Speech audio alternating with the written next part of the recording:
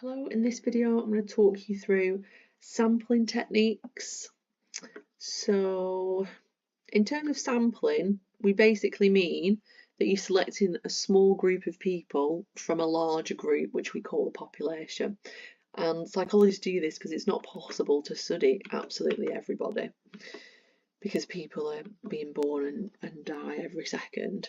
So it's impossible to study the whole population, and it would take forever, wouldn't it, to try and research a really big group of people. So we always work on kind of a smaller sample and then kind of try and apply our results back to the population, because our interest is to explain human behaviour.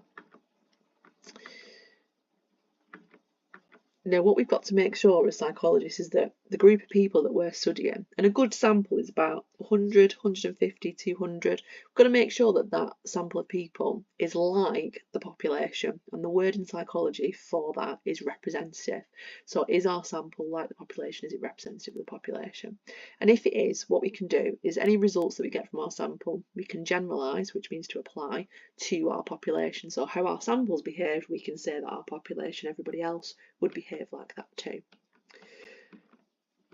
So for example, if I've got therapy for people that have got a fear of spiders in my sample and it worked, and my sample is like my population is representative, then what that means is it's probably going to work for everybody else as well. So I can generalise those results and say that it's probably a good therapy for everybody. So we usually say that everybody in the world is our general or our whole population, and we might target particular people. So we might target smokers, we might target people that have mental health issues, we might target a gender, we might target a particular age group. So we might have a target population that we are using instead of the whole population, and we always take a smaller group of people from those populations to study. And there are three ways that we recruit our participants that you need to know. There are other ones, but we only need to know three. So we're going to go through each of these.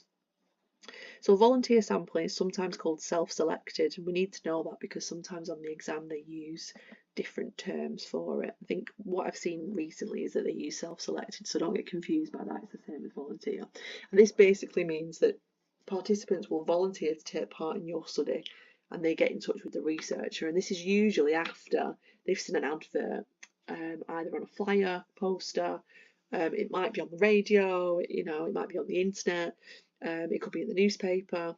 They've seen an advert, do you want to be a participant? And they've got some contact details on there, and so they've responded and got in touch with the researcher. Or it might be that there's been some questionnaires left in like a doctor's surgery and someone's filled it in and posted it back into the post box that's usually there with the questionnaires. Or it might be an online one. Somebody might have emailed you and you've returned it. So there's various different ways that you can do a volunteer sampling technique. The next one's opportunity. So this is basically anyone who's available at the time. So on the street, you go up to someone, do you want to take part in my study? They say yeah, then they take part. You could go into a college canteen or a school restaurant. Really easy way to kind of get your participants. And then finally, the most difficult one is a random sample. So this is where you need the names of every single person in your target population. So you need a list of names. You've got to put them in a hat, or if you've got loads of names, put them in a tombola, or you might put them in a computer generator, and it just, in a computer generator, it'll just randomly pick a participant for you. Whereas if you're picking them out of a hat, you'd obviously pick out of the hat how many people you wanted in your sample, and then you'd contact them and see if they wanted to take part. Now the issue is if you contact them and they don't want to take part, if anyone in that sample doesn't want to take part, say you've got 100 people and one of them doesn't want to take part, you have to do the process again, because if you don't, then that's not a truly random sample. So you've got to keep going until everybody that you've contacted actually wants to take part. So let's have a look at some questions. So we've got a psychologist wants to investigate whether there's a relationship between wellbeing and sleeping patterns, and they've advertised the study in a local healthcare centre using a poster in the waiting area, and they've left contact details for anyone who wants to take part. And so the question says, explain how the psychologist used self-selecting sampling. Well, I've highlighted it for you already, really nice and easy. So they've advertised in their local healthcare centre using a poster in the waiting areas, and they've also left their contact details so that they can ask them if they want to take part. Now notice the only thing that I've added on is well-being and sleeping patterns needs to be in your answer. So we need to put some context in there, just in case, in fact not just in case, because it says in this study, so we've got to link it to the study. And then another question might be, how would you use a different sampling technique instead? So this one here is asked for a random. So what we'd do is we'd get all the names of the people from the health centre, put them in a hat, and we'd pull out however many we wanted. So this has said 10 because we want 10 participants in the scenario, so we've got to use what's in there. And then we'd contact them and ask them if they want to take part in what the study's about, so wellbeing and sleeping patterns. So it's quite, once you know the sampling techniques, it's quite easy then to answer the question. So we need to have that knowledge in our mind to then be able to apply it to what the scenario is about. And then another question, how would we use opportunity instead? So the question, you know, I'm just making these ones up, but you could have had any of these in the exam. So we've got the psychologist could have arrived at the healthcare centre, asked the people in the waiting area who are available at the time, so notice the definition is in there.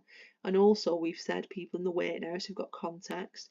And then if they want to take part in a study on wellbeing and sleeping patterns, we've got some more context there. So they love context in your answers.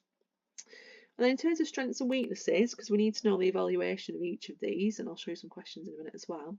If we've got a volunteer sample, it's super, super quick and convenient because all you've got to do is put a flyer out and then wait for them to get in touch with you. And it's also really ethical because they've already given their consent because you've already told them what it's about on the flyer. That's why they've kind of responded, unless of course you deceived them and said a false aim. Also, your volunteers are less likely to drop out, they're less likely to withdraw from your study, so it's not going to be affected by people dropping out, which is called attrition. However, your volunteers might be way more outspoken, they might have way more time, or they might be interested in the topic studied. So volunteers are a different kind of breed of people. They're going to be very different to everybody else, and therefore they might not be representative of everyone. So the findings that you get from a volunteer sample might not show you how absolutely everybody behaves. So probably can't generalise the results. Opportunity sample is also super quick and convenient, but for a different reason. And this is why it's really important that you know your definition, because you've got to say the reason why it's quick and convenient. So this time it's quick and convenient because they're already there, they're available at the time. We don't have to wait for any participants to get in touch with us, and we don't have to do the lengthy random sampling. However, it's still going to be unrepresentative because you're only in one place and one time, so it's going to be culturally biased. You're not going to get a representative sample. You're not going to be able to generalise the results, so a little bit not good for that reason. So really quick and convenient, but not very representative, and therefore can't generalise results. And then finally, random sampling is the most representative. There's no bias with random sampling. Everyone's got an equal chance of being selected. Again, notice the definition is in there, and so you can generalise the results more. However, very difficult to get the names of everybody in your population, because you might not be able to get access to like private registers in a school, for example, or in a healthcare centre. You have to get permission to get the names, or maybe there's just too many people in your target population to get names for. Also, very, very time consuming to select. So obviously we had to go at this in class and it took forever. It takes a very, very long time, so it's not very good. It's not in terms of convenience, it's very inconvenient. So let's have a little go at this. So we've got, this is the people a researcher selects to be part of the study. So that would be the sample. This is the people a researcher selects a sample from. So that would be the population. This is when the results from participants reflect everyone in an accurate way. So that is, I'm getting confused. I'm thinking that one is a confusing question, because let's do the other two and then we'll come back to it. So number 4 is, this is how alike the sample is to the population. So that's representative. And then you can do this with the results when the sample is representative, that is generalised. So I think this is just a badly worded question. So number 3 is actually population validity. So this means that the results are actually showing you similar to what you would find in everybody else. But you'd be forgiven if you were thinking if it was representative and generalised, because all those 3 terms go together in an answer. So let's have a look at a question. So we've got stressing teachers. You might be asked how you would use a particular sampling technique, and then you also then have to answer questions like how might it affect the population validity. So I'll give you some examples. So we've got, I would use an opportunity sample by waiting in the car park of a school and asking people to fill out the questionnaire as they leave. This should get teachers and parents who are likely to be of other professions to self-report their stress levels. So I've got the way that I'm going to do it, because the teachers and parents are already there. It would be probably really good to put available at the time in that answer, but it's not completely necessary. And then we've got a lot of context in there because we've got the school, and we've also got stress levels, and we've also talked about teachers, and we've talked about other professionals as well. So we've mentioned the parents. It's been a little bit creative there about thinking about how we're going to get those other professions. So you don't want to make it too complicated. Think about something really super easy. And then we've got to explain how the sampling method may affect the population validity. So if you're only waiting outside one school, the results about those teachers' stress levels and the other professions, they're not going to be representative of everybody. And some schools are more stressful to work in than others, for example.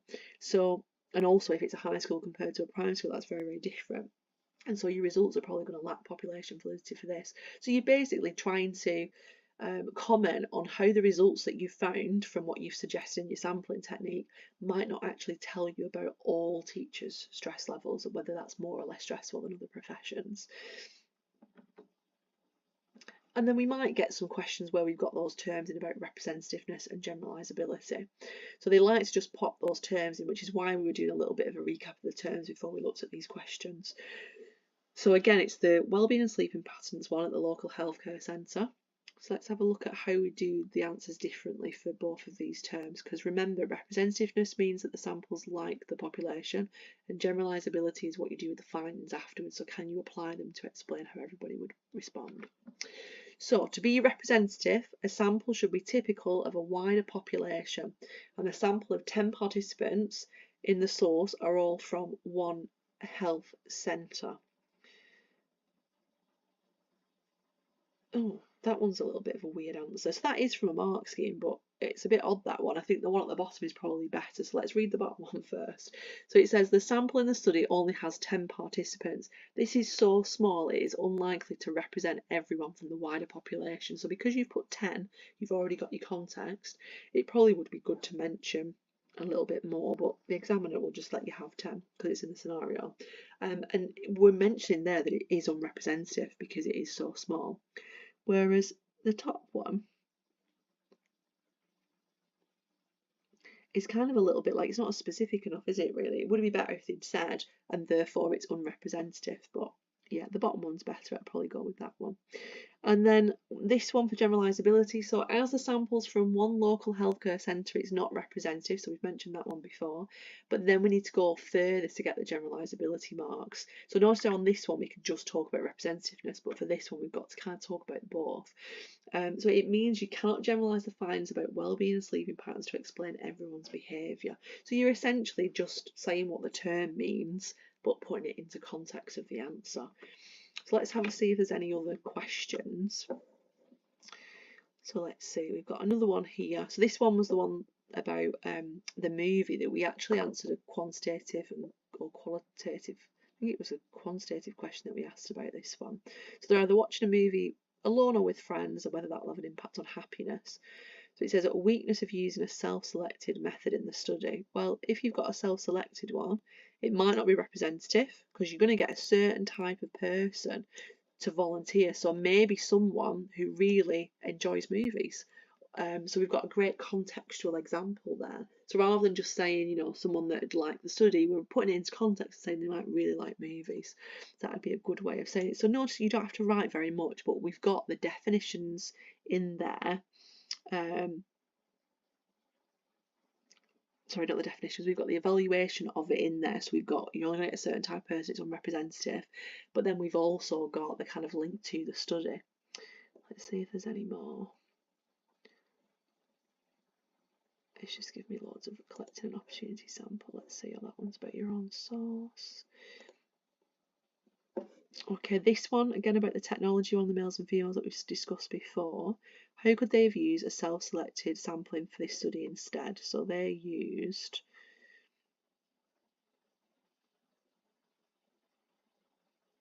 what does it actually say? Oh, they use an opportunity sampling, and then it's asking you how could you have self-selected. So we've got the psychologist could have placed a poster in the canteen of the school, so because it's about a school, getting context, asking for students who would like to take part in the study to contact her using details on the poster. So notice how we've got the poster and then we've got the details. So we need both of those things, and then we need it in context for the school to get that. What about this one? So we've got a psychologist wanting to investigate whether working from home made employees more productive than working in an office.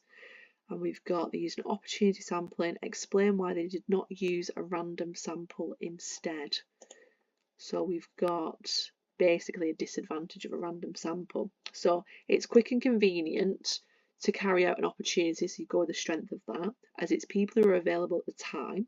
However, for a random, it's more time consuming because they need to obtain the names of everyone in the office before selecting the 10 participants, and notice they've given context because they've mentioned the office.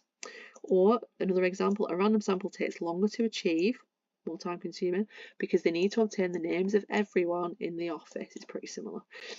So again, we've got there the disadvantage that we talked about before, but it's in the context by just saying office because they're in an office, and also the 10 participants. If we go up here, it says 10 participants were asked to complete. So we've got a context from that. Any more? Oh no, that's that one. Again, there's a lot of past paper questions that are about self-selected, so they like that one, and then how you could use random instead. So all the questions are pretty similar. We've done a lot of them already. That's the same one, that's the same one, we've done that one already. Yeah, so there we are. I hope that that was helpful.